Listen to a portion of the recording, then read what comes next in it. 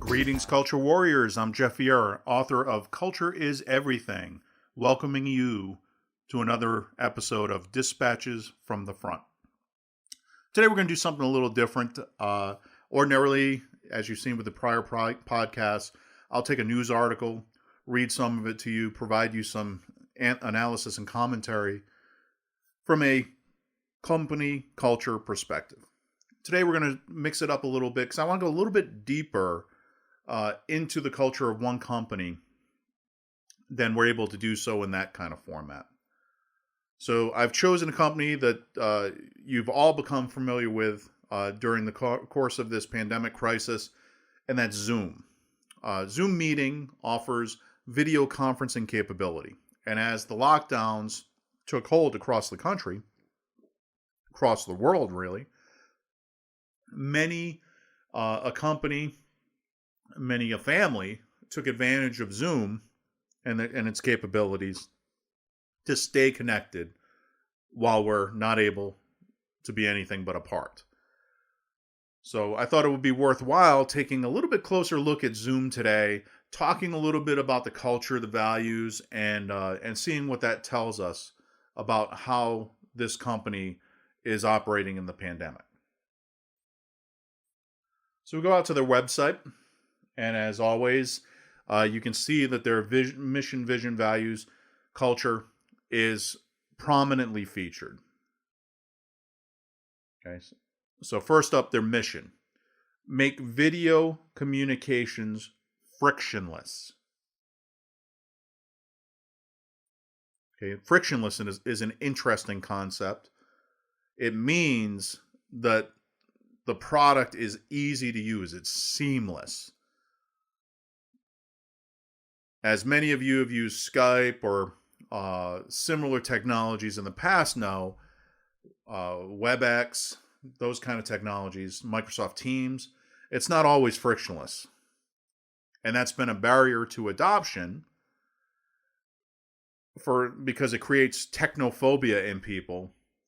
And it also hurts the reliability of the product. If you're on an important meeting with clients, for example, you can't be physically together because of a pandemic. The last thing you want to have is to lose 15 or 20 minutes playing around because someone's muted. We don't know why they're muted. There's feedback. Don't know why there's feedback. Can't see the video. All those things that have become classic tropes of YouTube videos mocking the modern corporate environment. So frictionless is important. That's kind of a big flag to put out there. Their vision: video communications empowering people to accomplish more. All right, well, that doesn't sound so bold, right? Accomplish more. Well, you only have to accomplish one more thing today than you did yesterday, and I guess you fulfilled your vision. Values. And as I've noted in the past, values are most important to us from a cultural lens because the purpose of a culture is to take an organization's values and promulgate it across the organization so that the culture as lived matches up with the culture as communicated, the culture as desired. So Zoom's values: we care for our company, customers, community, teammates, and ourselves. That's an interesting set of values because when you say we care, how does the behavior associated with that caring manifest itself? The order, I'm sure, is important. Company comes first here. Customers second, community third, teammates fourth, ourselves. And if you're not the company, customers, community, and teammates, I'm not sure what ourselves means, unless perhaps they mean it in the sense that teammates is other teammates besides ourselves. So there's some values that are implied here with placing yourself last in that list, placing your company first in that list. You look across the international space, by the way, and that is very common in Asian business cultures. They tend to be company first, and they tend to make enormous sacrifices for the company. And if you get a chance to see any documentaries on, say, Japanese or South Korean business culture, you'll see that in spades. There's a number of these available where they follow a typical employee in whatever profession. And what's most striking, especially to this American observer, is how devoted they are to the company and its mission. So as I read that, it just it makes me think of the companies operating in that culture. They have a separate category here for our culture, and it says delivering happiness. Well, I recoiled a little bit upon first reading that, because it sounds a bit like an empty nostrum. Delivering happiness. Well, what the heck does that mean? How does that translate into behavior? Delivering happiness. What do you want me to do with that? So if I'm on third shift and I'm keeping the backbone IT infrastructure up and running on this thing, I'm making sure that the reliable failover is in place and testing it, perhaps protecting it from cyber attack. So how do I deliver happiness? The vagueness initially, I think, repels. But then you start thinking about it a little deeper and you're saying, well, it's saying that we value the happiness of our company, our customers, our community, our teammates, and ourselves. And in a lot of ways, that puts a little bit more of a useful definition out there for what they mean by we care for. So we care for these stakeholders, these groups, enough that we're going to try to deliver happiness to them. They have a further description. Let's see if this sheds some light on the situation.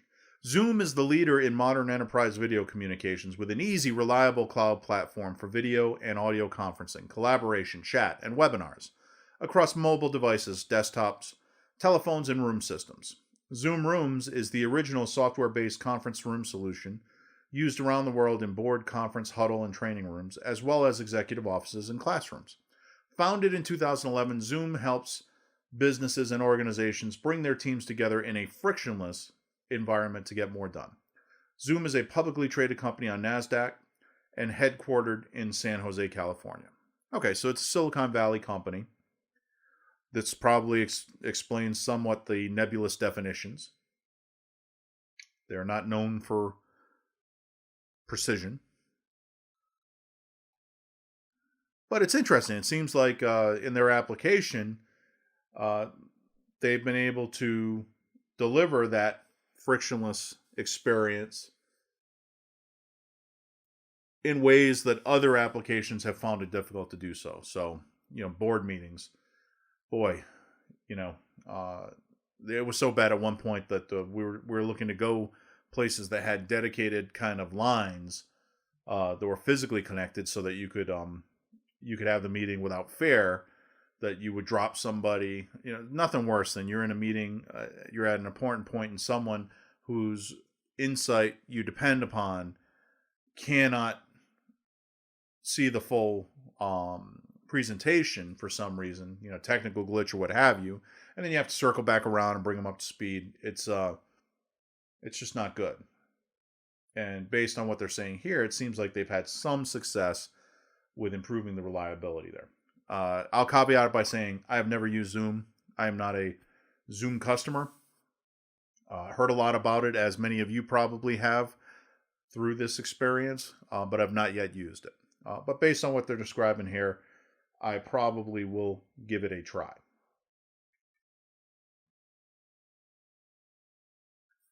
So looking at their team page here to get a little bit more insight, Zoom was ranked number 2 in Glassdoor.com's 2019 Best Places to Work Employees' Choice.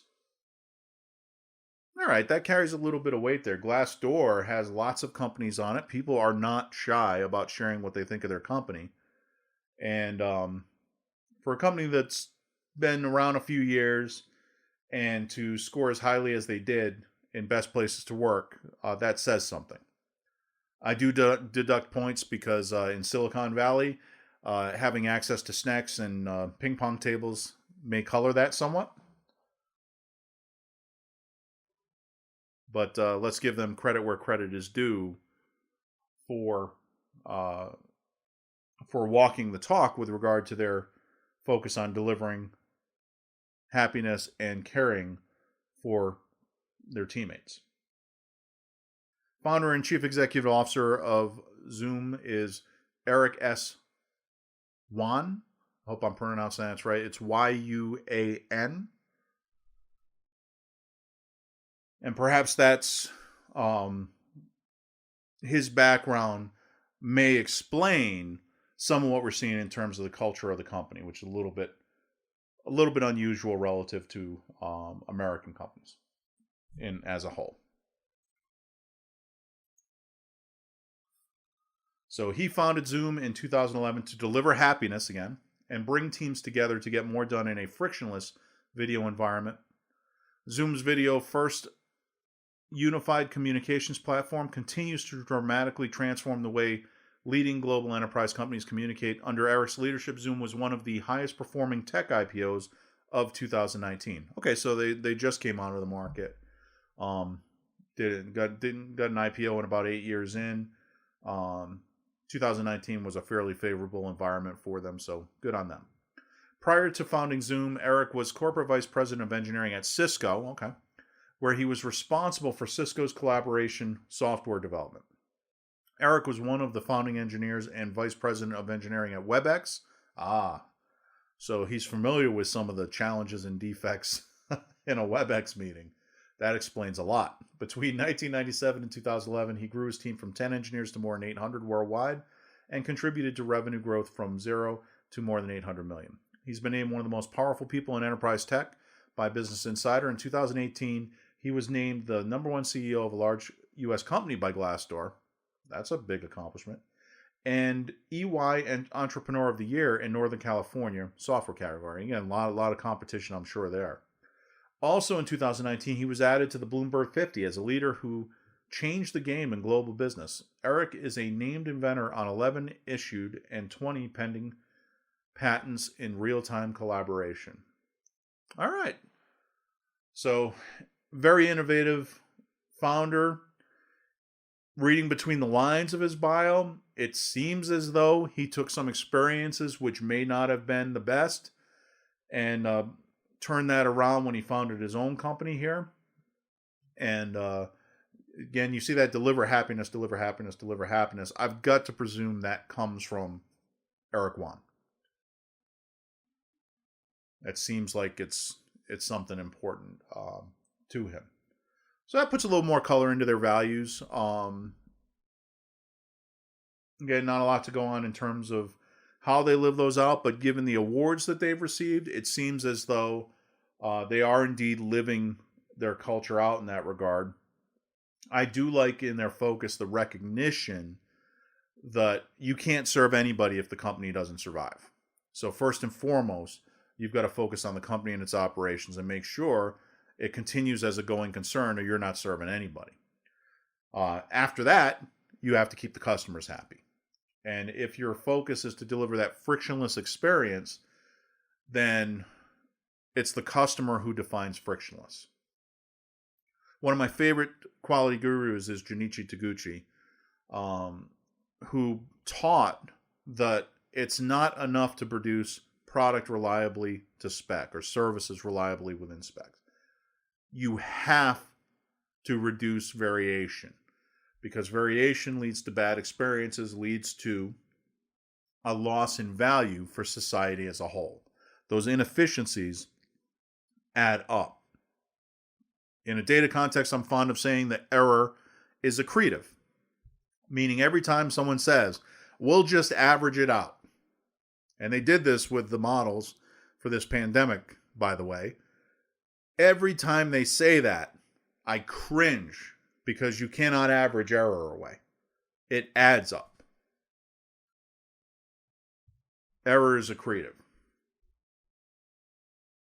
And so it's good to see a company that is focused on the right aspect of this.